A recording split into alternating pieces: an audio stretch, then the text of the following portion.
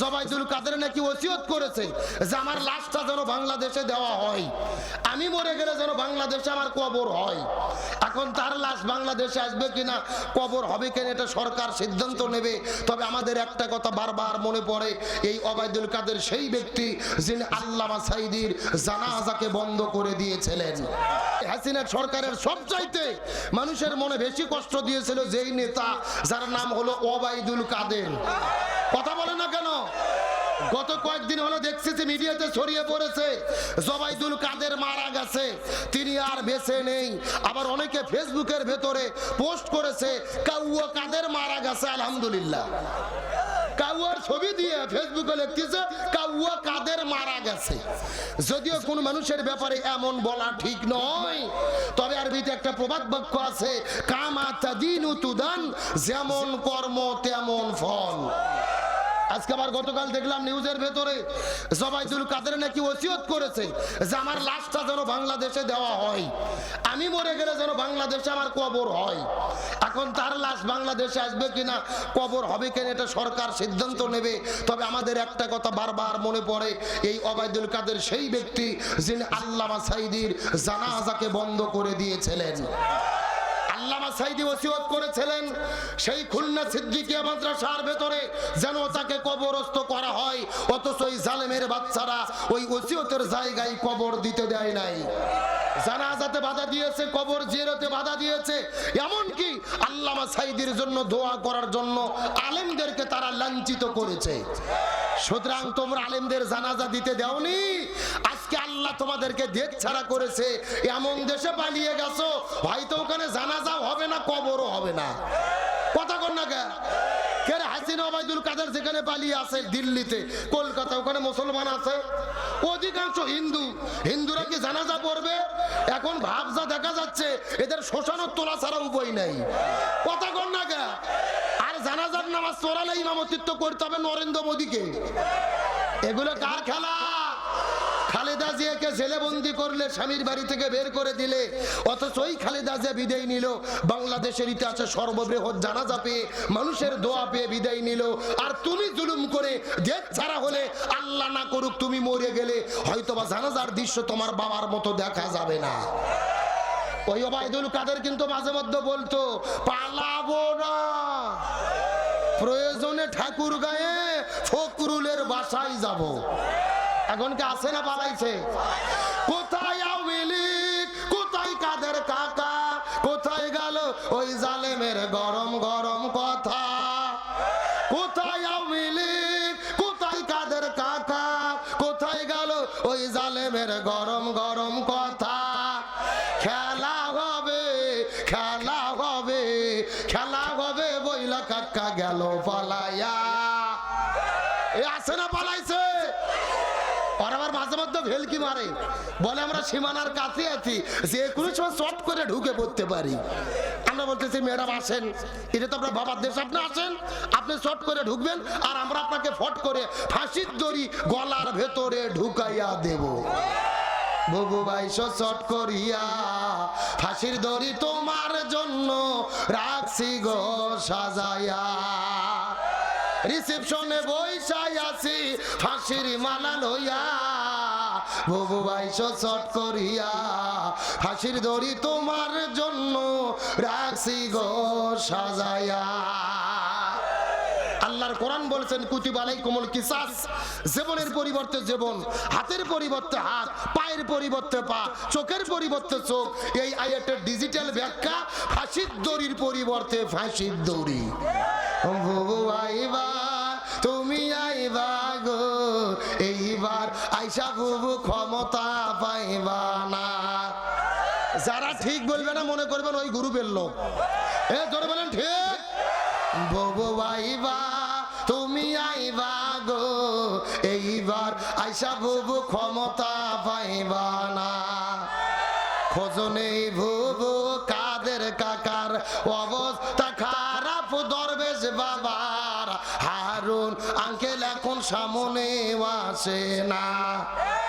নেতা কর্মী সব জেলের ভেতর, বুবু আছে ডরের উপর, কখন জানি আসে গ্রেফতারি পরোয়ানা। বুবু আইবা তুমি আইবা গো, এইবার আইসা বুবু ক্ষমতা পাইবা না। বয়স তোমার 80 বছর, ডাকছে বুবু তোমায় কবর, দাফন হবে কোথায় সেইটা ভাবলা না। বুবু আইবা তুমি আইবা গো, এইবার আইসা বুবু সিয়ার পাইবা না। কথা বলেন ঠিক কিনা? আলোচনা কি চলবে? কারা কারা চলবে? দুটি হাত আল্লাহকে তুলে দেখাই। লিল্লাহে তাকবীর। আজকের মাহফিল চলছে, চলবে। কুড়িগ্রামের মাহফিল, সিলমারির মাহফিল কতক্ষণ চলবে? সারা রাত। খেয়ে এটাকে হুজুর মারা বাস নাকি? আমার বাইরে সারা রাত নয়। আলোচনা যেহেতু শুরু করেছি, আর মিনিট 30 সময় কি দেওয়া যাবে? জোরে বলেন, দেওয়া যাবে? আলোচনা চলছে, চলছে, তবে কোনো উঠাউঠি করা যাবে? তাহলে ওই যে দাঁড়িয়ে আছে ওরা কারা? না না, মনে হচ্ছে আপার লোক, নয় কাবো কাকার লোক। কারা বসতেছে না? কারণ কি? এই যুবক ছেলে বলে বসো, দেখি বসো। যে যেখানে আছেন বসে পড়েন। তাহলে চিৎকার করে বলতে হবে, রসুলের জীবন আদর্শ মানাকে ফরজ করেছেন কে? আরো ধরে বলেন। আমার যে বন্ধুগণ মুসলমান ভাইরা, গভীর মনোযোগ লক্ষ্য করুন। কোন দিকে নজর নাই, কোন দিকে তাকাতাকি নাই। আল্লাহ তাআলা নবীজির জীবন আদর্শ মানাকে কেন ফরজ করলেন? আমি পুরো কোরআনটা গবেষণা করে দেখেছি। এর পেছনে কারণ হলো 3টা। জোরে বলেন কয়টা? আরো জোরে। এই 3টা কারণের মধ্যে প্রথম নম্বর কারণটা কি? এই সম্পর্কে আমার আল্লাহ তাআলা কোরআনুল কারীমের ভেতরে কত চমৎকার করে বলেন, লাকাদ কানা লাকুম ফি রাসূলিল্লাহি উসওয়াতুন হাসানাহ। সূরা আযাব 21 নম্বর পারার 19 নম্বর পৃষ্ঠার 2 নম্বর লাইন 21 নম্বর আয়াতে কারিমা। তাফসীর ইবনে কাসিরের মধ্যে থেকে বলতেছি, আল্লাহ রাব্বুল আলামিন বলেন, এই পৃথিবীর মানুষেরা ভালো করে বোঝার চেষ্টা করো। আমি নবীর জীবনের মধ্যে শ্রেষ্ঠ আদর্শ দান করেছি। তোমরা যদি সফল হতে চাও, নবীর আদর্শ ছাড়া অন্য কারো আদর্শ গ্রহণ করা যাবে। এ গভীর মনোযোগ লক্ষ্য করুন। ইমাম বুখারী রাহমাতুল্লাহ আলাইহি বুখারী শরীফ লেখার আগে এই জমিনের মধ্যে একটা কিতাব লিখেছিলেন, যে কিতাবের নাম হলেন আল আদাবুল মুফরাদ। ওই কিতাবের মধ্যে তিনি বর্ণনা করে বলেন, হাসরের ময়দানে আল্লাহ 6 প্রকার মানুষদেরকে বিনয়ী হিসেবে জান্নাতের মধ্যে দেবেন। তার মধ্যে প্রথম নম্বর প্রকার হলো তারা যারা এই জমিনের ভেতরে নবীকে বাদ দিয়ে অন্য কোন নেতার আদর্শ গ্রহণ করেছে। তার মানে বোঝা গেল, কুড়িগ্রাম সিলমারির মুসলমান নবীকে বাদ দিয়ে যদি কেউ অন্য নেতার আদর্শ গ্রহণ করে, বিনয়ী হিসেবে তাদেরকে যেতে হবে কোথায়? আরো জোরে বলেন। এখন আমি আপনাদের জিজ্ঞাসা করি, বলেন তো দেখি, এই কুড়িগ্রাম জেলার ভেতরে নবীকে বাদ দিয়ে অন্য কারো আদর্শ গ্রহণ করেছে, এই রকম লোক আছে না নাই? এই সিলমারি থানার মধ্যে আছে না নাই? কেউ বা বাবার আদর্শ গ্রহণ করেছে, কেউ বা স্বামীর আদর্শ গ্রহণ করেছে, কেউ বা চাচার আদর্শ গ্রহণ করেছে, কেউ বা কার্ল মার্ক্সের আদর্শ গ্রহণ করেছে, কেউ বা লেনিনের আদর্শ গ্রহণ করেছে। এ মুসলমান ভাইরা চিৎকার করে বলেন তো দেখি, নবীকে বাদ দিয়ে অন্য কোন বাবা চাচা খালু স্বামীর যদি কেউ আদর্শ গ্রহণ করে, বিনয়ী হিসেবে তাদেরকে যেতে হবে কোথায়? উপায় নাই রে, উপায় নাই রে মানুষ, উপায় নাই। নবী বিনে জান্নাত পাওয়ার উপায় নাই। বললে কি কষ্ট হবে? সবাই বলেন উপায় নাই রে, উপায় নাই রে মানুষ, উপায় নাই। নবী বিনে জান্নাত পাওয়ার। এ মুসলমান ভাইরা, গভীর মনোযোগ লক্ষ্য করুন। তাহলে আল্লাহ নবীদের জীবন আদর্শ মানা ফরজ করলেন কয় কারণে? 3 কারণ। ধরে বলেন কয় কারণ?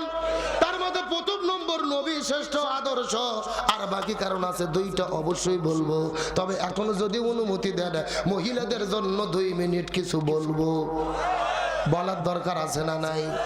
কমিটির লোক বলছে হুজুর প্রচুর পরিমাণে মহিলা, এদেরকে একটু সাইজ করার দরকার আছে না নাই? এ মুসলমান ভাইরা গভীর মনোযোগ লক্ষ্য করুন। আমার নবীজি মিরাজের রজনীতে সর্বপ্রথম চলে গেলেন জান্নাতের ভেতরে। ওই জান্নাতটা পরিভ্রমণ করার পরে আস্তে করে নবী যখন জাহান্নামের মধ্যে চলে গেলেন, ওই জাহান্নামের মধ্যে যাওয়ার পরে লক্ষ্য করে দেখে ওই জাহান্নামের ভেতরে হাজার হাজার মহিলাদেরকে আগুন দিয়ে দাউ দাউ দাউ দাউ দাউ দাউ করে জ্বালানো হচ্ছে।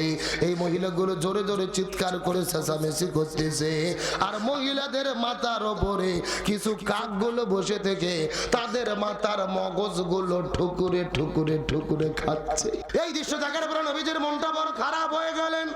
জিবরাইলকে জিজ্ঞাসা করে বলেন, হে ভাই জিবরাইল, এই সমস্ত মহিলাগুলো কারা তুমি বলো তো? এমন সময় জিবরাইল ডাকতে বলে, ইয়া রাসূলুল্লাহ, মনের মধ্যে কষ্ট নেবেন না, এই মাত্র আল্লাহ তাআলা আমাকে জানাই দিয়েছে আপনার উম্মতের ভেতরে অধিকাংশ মহিলারা জাহান্নামে যাবে। অধিকাংশ মহিলাগুলো যাবে কোথায়? এই কথা শোনার পর নবীজির মনটা বড় খারাপ হয়ে গেলেন।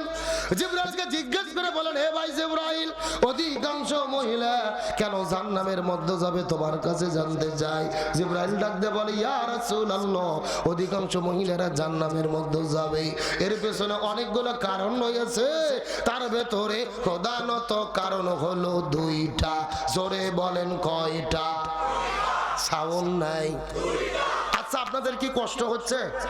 রাগ করতেছেন? এই যে আমি বসে আছি একেবারে মাঝখান দিয়ে সোজা, ডান দিকে এক ভাগ, বাম দিকে আর এক ভাগ। আপনারা মুখ বন্ধ করে থাকেন, আপনারা বলেন তো দেখি, অধিকাংশ মহিলা জাহান্নামে যাবে, তার পেছনে কারণ হলো কয়টা? আরো জোরে। আপনারা মুখ বন্ধ করেন, আপনারা বলেন তো দেখি, অধিকাংশ মহিলা জাহান্নামে যাবে, তার পেছনে কারণ হলো কয়টা? ওরে বাবা, কেন ভাগ করে দেন? সাউন্ড বাজতেছে, তার মানে আপনি আলসেমি করতেছেন না? মুসলমান গভীর মনোযোগ। জানি না আর জীবনে আপনাদের মধ্যে আসতে পারবো কি পারবো না। মাত্র কয়েক মিনিট কথা বলে বিদায় নিয়ে চলে যাবো। ডানে যারা আছেন কথা বলবেন, বামে যারা আছেন কথা বলবেন, মঞ্চের চতুর্দিকে যারা বসে আছেন তারাও কথা বলবেন। সবাই মিলে চিৎকার করে বলেন তো, অধিকাংশ মহিলা জাহান্নামে যাবে, তার পেছনে কারণ হলো কয়টা? আরো জোরে। জোর হলো না। কোন 2টা কারণে মহিলারা জাহান্নামের মধ্যে যাবে আমাদের জানার দরকার আছে না নাই? আমাদের দরকার না থাকলেও মহিলাদের দরকার আছে।